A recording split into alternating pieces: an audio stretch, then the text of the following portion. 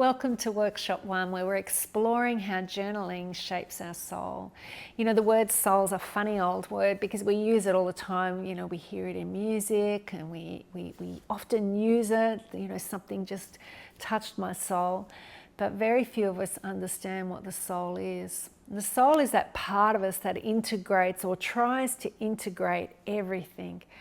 So it tries to integrate our behavior, our thinking, our relationships, the very being of who we are. It's trying to pull it all together so that then it's all working in unity and oneness, and we're an integrated being. And so the soul has a hard job. Often we don't even know we have a soul until something goes wrong, and then all of a sudden we realize that our soul's not well.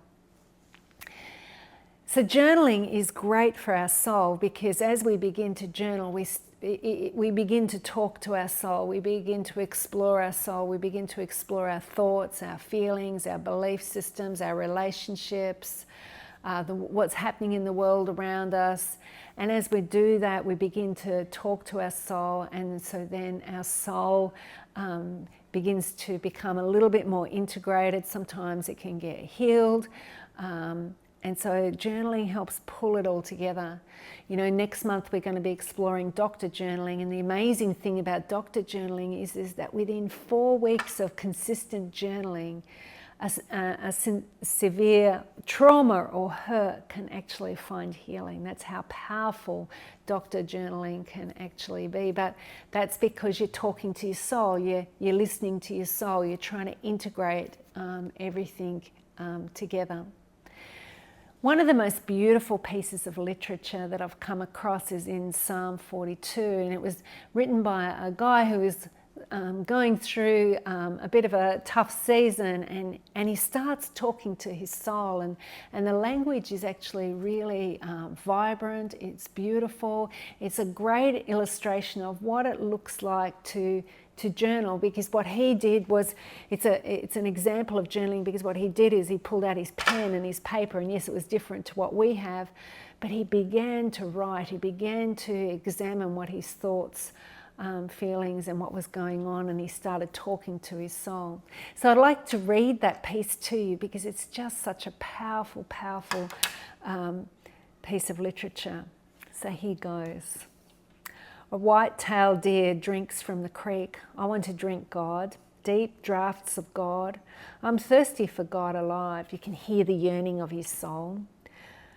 I wonder, will I ever make it? Arrive and drink in God's presence. I'm on a diet of tears. Tears for breakfast, tears for supper, all day long. People knock at my door, pestering. Where is this God of yours?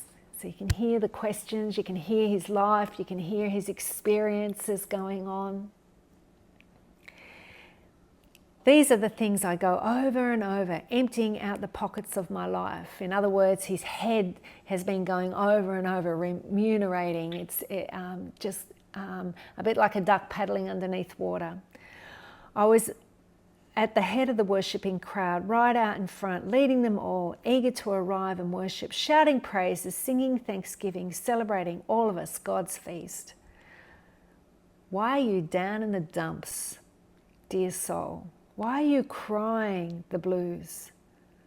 See, he's talking to his soul because there's all this other stuff going on, but then he's realizing on the inside he's experiencing some different things, so he begins to talk to his soul. Fix my eyes on God. Soon I'll be praising again. He puts a smile on my face. He's my God. It's almost like a reminder of what God does. When my soul is in the dumps, I rehearse everything I know of you, from Jordan depths to Hermon heights, including Mount Mizar. Chaos calls to chaos, to the tune of white water rapids. Your breaking surf, your thundering breakers crash and crush me. Then God promises to love me all day, sing songs all through the night. My life is God's prayer. Sometimes I ask God, my rock-solid God, why did you let me down? Why am I walking around in tears, harassed by enemies? They're out for the kill, these tormentors with their obscenities, taunting day after day. Where is this God of yours? Why are you down in the dumps, dear soul? Why are you crying the blues? fix my eyes on God and I'll be praising again. He puts a smile on my face. He's my God. So you can hear him processing life, and you can hear him processing the world, and you can hear him processing his inner life. You can hear him reminding himself of truths that he's experienced.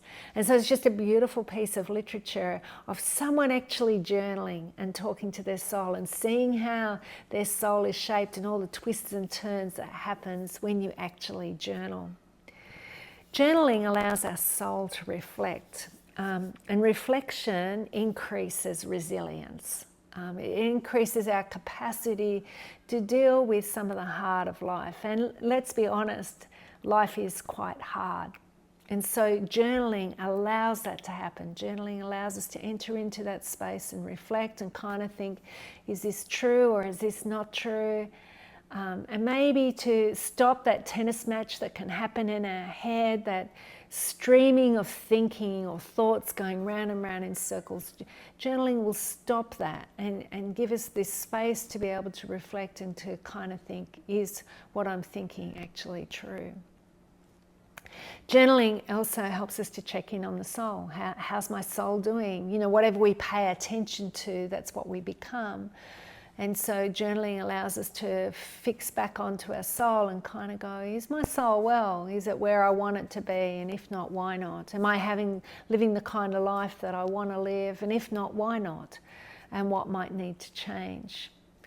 Journaling also helps our soul to look up. You know, some journaling is just about the internals, and it's just about where we just write constantly about what's going on the inside of us. But just to do that kind of journaling forever is not healthy. And that's why in this sanctuary, we've provided you with some prompts and some sparks, some beautiful pieces of literature for you to think about and to contemplate and to ponder and to let it guide your thinking and to let it guide your journaling, so that then you're not just looking inwards, you're looking up and out as well. Journaling allows our soul to heal, and we'll look a little bit more at that in the second month of this sanctuary. And then journaling allows our soul to renew connection. As we become more connected to our real self, we become more connected to other, and we can experience just a lot more confidence because we're a lot more clear about who we are, what we think, and what we feel. Journaling gives us energy. It helps our soul to have more energy because we get more focus and more clarity. And so they're just some of the things that journaling does for our soul. It helps integrate our soul, helps bring clarity. Today I've just got a few pieces of writing for you to consider and to use as a spark or a prompt in your actual writing.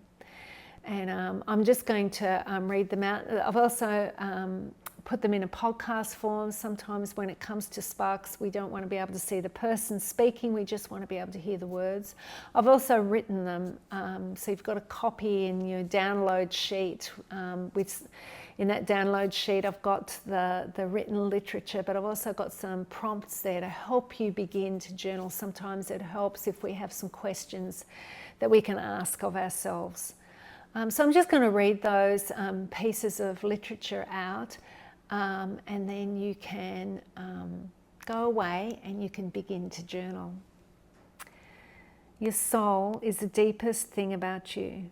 Jesus said that the soul is more valuable than the world. So why would we not value it? Two things are true. You have a soul. It is the only one you will ever have. John Ortberg in Soul Keeping. Your soul connects your thoughts, your sensations, your emotions, your will, and integrates them into an entire being. Dallas Willard. And our third piece comes from our very own Aussie Tess Gurney. I love being the daughter of the heavens. To some it seems narrow, but to me it's that kind of liberation we all dream about. Be on, burn your bras, speak your mind, do what you want. It's an unchaining, life breathed and free falling with wings. It whispers honey-made melodies that have my heart somersaulting with expectation. It says, your life has soul. In your written piece, I've also got another beautiful piece there from Morgan Harper Nichols, just another beautiful bonus piece for you to listen to. It's now time for you to go and actually have a practice at journaling. So go and spend at least 20 minutes if you can. If not, just try. Just have a go. Use the download sheet. Follow some of the questions. Use the questions as prompts if they're helpful. Discard them if they're not helpful. If you listen to the prompts and the spark and it takes you off in a different direction, just follow that. And I'll be interested to see how you go. Thanks for joining, and next month we're going to be looking at Dr. Journaling. So thank you so much for being a part of the Journaling Sanctuary.